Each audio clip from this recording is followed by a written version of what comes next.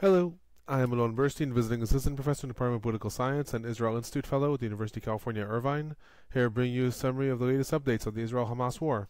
It is currently the eve of December 21st, 2023 in the United States, the morning of December 22nd, 2023 in the Middle East. While I usually report on the last 24 hours, since I've not been here for a few days, this summary is going to include the major developments of the last few days as well.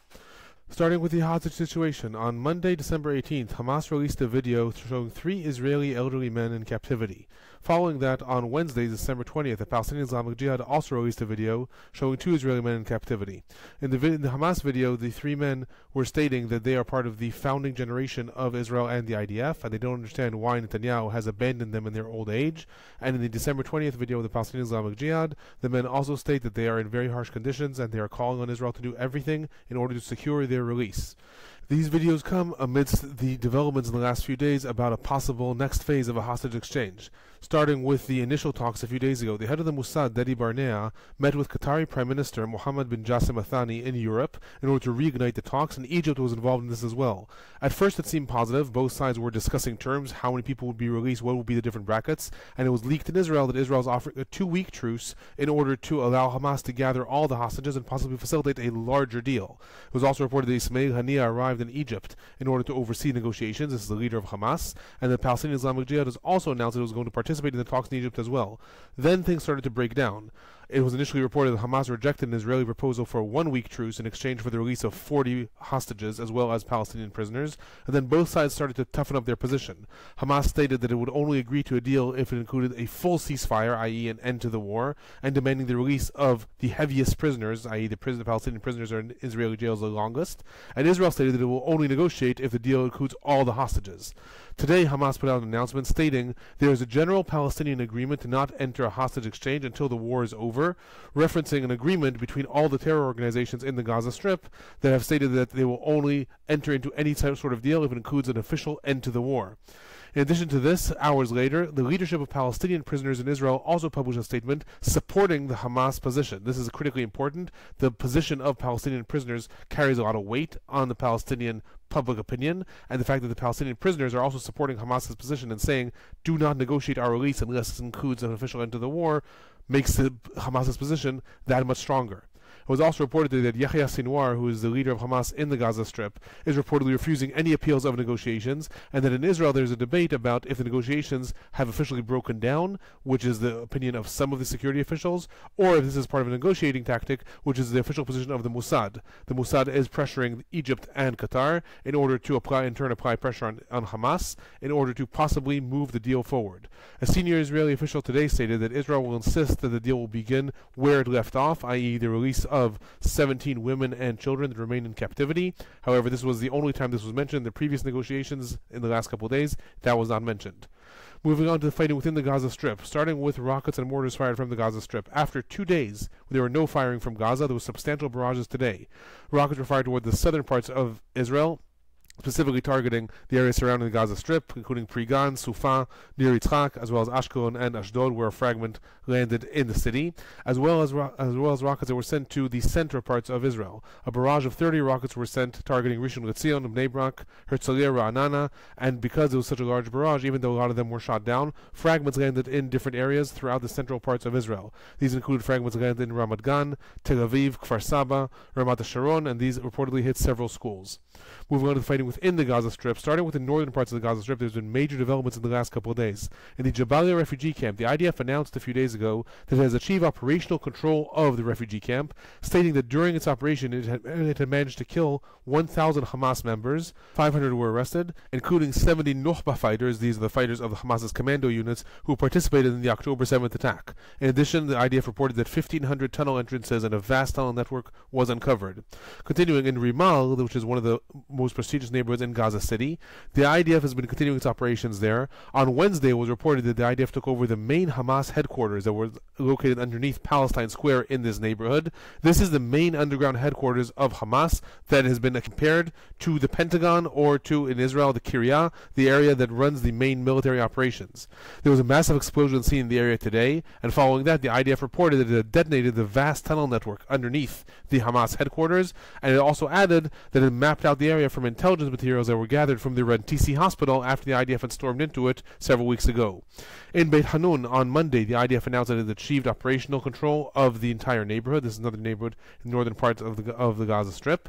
And another area in the north of the Gaza Strip, moving on to Sajaiya. The IDF announced today that it has achieved operational control of the neighborhood. This is the neighborhood that is one of the Hamas's strongholds, and it saw some of the most intensive fighting in the Gaza Strip since the IDF invasion. It included scores of casualties on both sides. Hundreds of Palestinians were reported killed in the neighborhood. The IDF suffered substantial losses, including one day last week in which 9 IDF soldiers were killed in one single operation, as well as the incident in which 3 Israeli hostages were killed by IDF forces that mistook them for Palestinians. The IDF has now announced that it has taken operational control of the neighborhood of Sajaiya. In another area in the north, in the Bakshi area, which is the southern parts of Gaza City, IDF activity was reported in the last 24 hours for the first time. This is the most southern area of the Gaza City that the IDF has actually advanced into. While the IDF took over the northern parts of the Gaza Strip and Gaza City, when it invaded Khan Yunis, it did not actually proceed down south in the Gaza Strip, but rather invaded from the east of Israel. And there's an entire area in the central part of the Gaza Strip that the IDF has not invaded yet. In the Bakshi area, which is the most southern part of Gaza City, in the northern parts of the Gaza Strip, substantial activity was reported. The IDF stated that its mission was to solidify the line that divides the northern parts of the Gaza Strip from the southern parts of the Gaza Strip, specifically tackling Hamas's Nusirat brigade, which is one of the most toughest brigades of Hamas, that is located in central parts of the Gaza Strip. Moving on to the down south, in Khan Yunis, the IDF substantially expanded its operations in the last several days.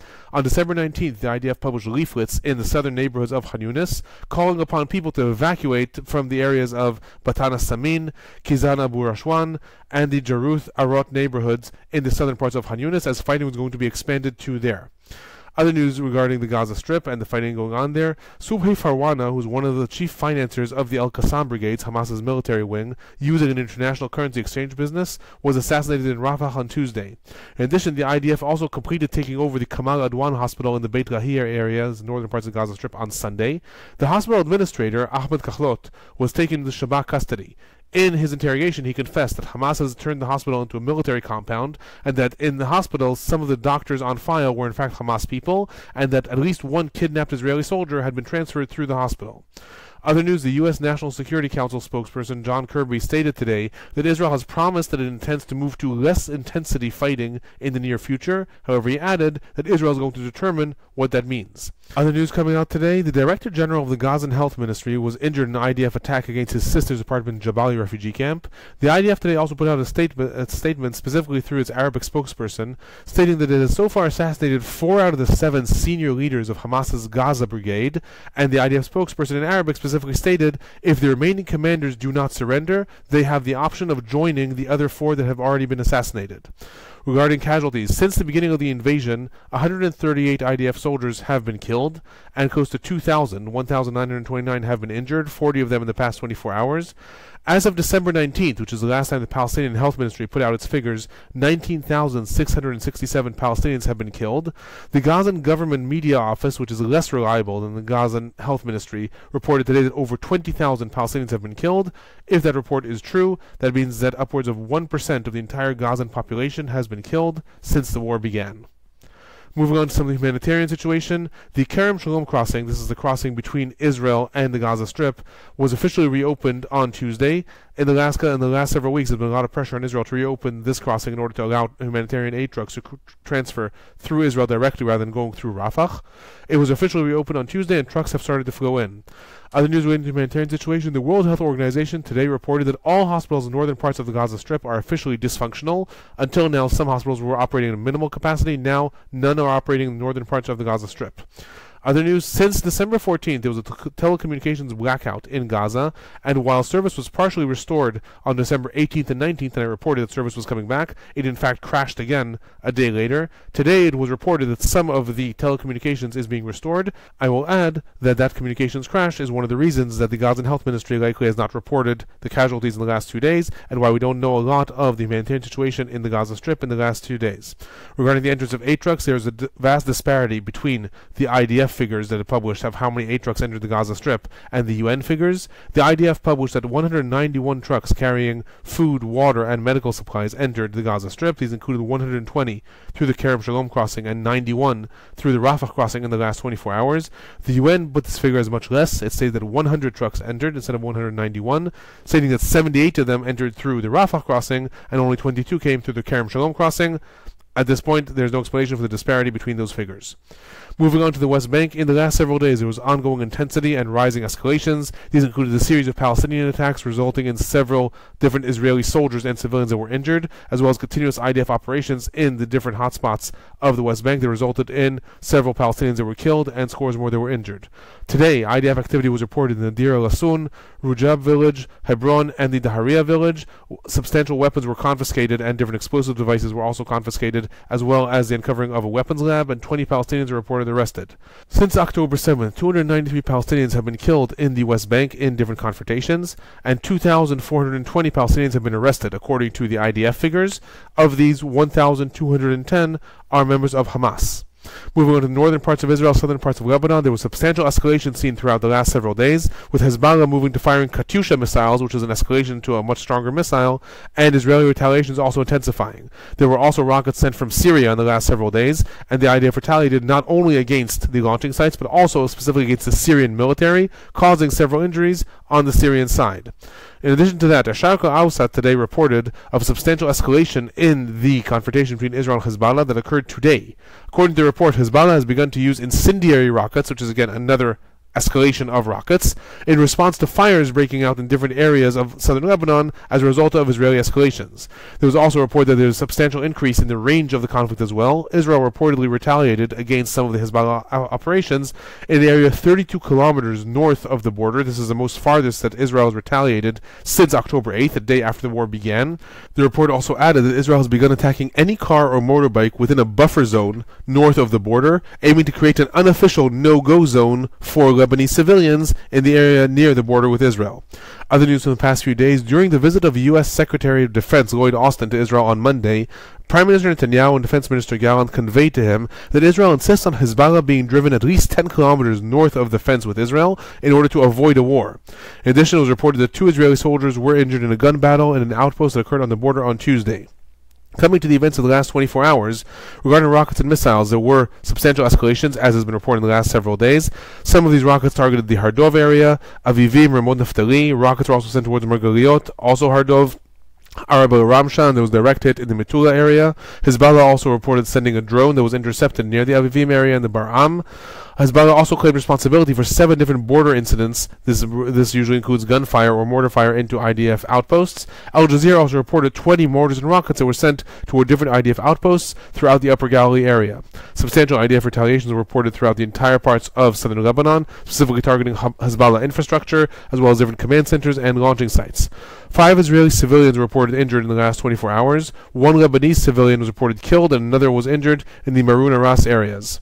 Moving on to some of the regional developments, the U.S. officially declared Operation Prosperity on Monday. This is an operation of an international maritime force that is supposed to patrol both the Red Sea and the port of Aden in order to secure the passage of ships through the area against the Houthi threats. According to the initial reports, this is going to include ships from the United States, the United Kingdom, Bahrain, Canada, France, Italy, Holland, Norway, Seychelles, and Spain. Since then, it was reported that the alliance has expanded and includes at least 20 countries by now. However, 8 of these have requested anonymity. Likely this refers to different Arab countries that on the one hand have an interest in securing the passage, on the other hand do not want to go on record that they are fighting the Houthis for fear of different jihadi activity in their own countries. In addition, in the last several days, there were ongoing escalations. Different ships were attacked by the Houthis and threats were made against Israel. Israel also stated to the United States that if it cannot secure the port of Aden and the passage through the Red Sea itself, that Israel would be forced to take action, and there were different threats and escalatory rhetoric that was made by different officials in Israel. In addition, it was reported today that rockets were launched against the Al Asad Iraqi Air Force base in Iraq, which houses U.S. troops as well. This was a local report. There was no comment made from the Pentagon. No retaliation was reported so far.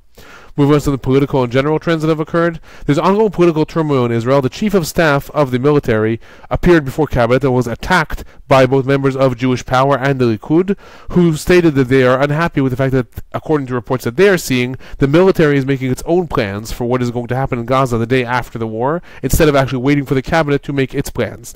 Prime Minister Netanyahu reportedly scolded the ministers that were attacking the chief of staff, saying, "Talk to me, not to him." Likely what this refers to is tension between Israel's expanded cabinet and Israel's war cabinet. While the expanded cabinet is supposed to decide policy, the war cabinet, which is much smaller, is actually supposed to carry out the operations. However, it's been reported more and more that the war cabinet is making decisions, giving them directly to the military, and likely the chief of staff was then tasked to come give this to the expanded cabinet, and thus all of this internal turmoil was reported. Other news, it was reported that Hillary Clinton today met with family members of hostages that are held in the Gaza Strip. She stated that President Biden is trying to develop a Christmas deal in order to secure the release of as many hostages as possible in the next weeks. She also added, however, that Prime Minister Netanyahu cares solely about politics and his personal survival, adding that Israel's government must be pressured by the people of Israel in order to place the release of hostages as the most forefront on the agenda of the government and the war, rather than anything else.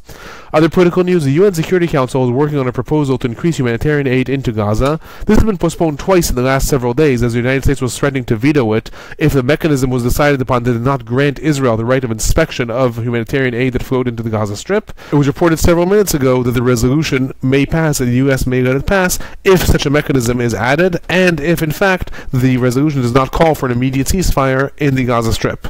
Other news, Canada announced today that it is going to ease restrictions on Gazan civilians who are family members of Canadian citizens to allow them to enter Canada. However, it was also emphasized that their exit from the Gaza Strip still depends on Israeli approval, and that the exit of the Gaza Strip is extremely dangerous. Moving on to speculations regarding the future of the Gaza Strip, the head of the National Security Council in Israel, Tzachi Hanegbi, who is a member of the Likud and a close ally of Prime Minister Netanyahu, published an article today in the Saudi Ilaf news network. In it, he stated that Israel is aware of the international expectation that the Palestinian Authority will govern the territory the day after Hamas, but he emphasized that this can only happen after a substantive educational change in the younger Palestinian generation.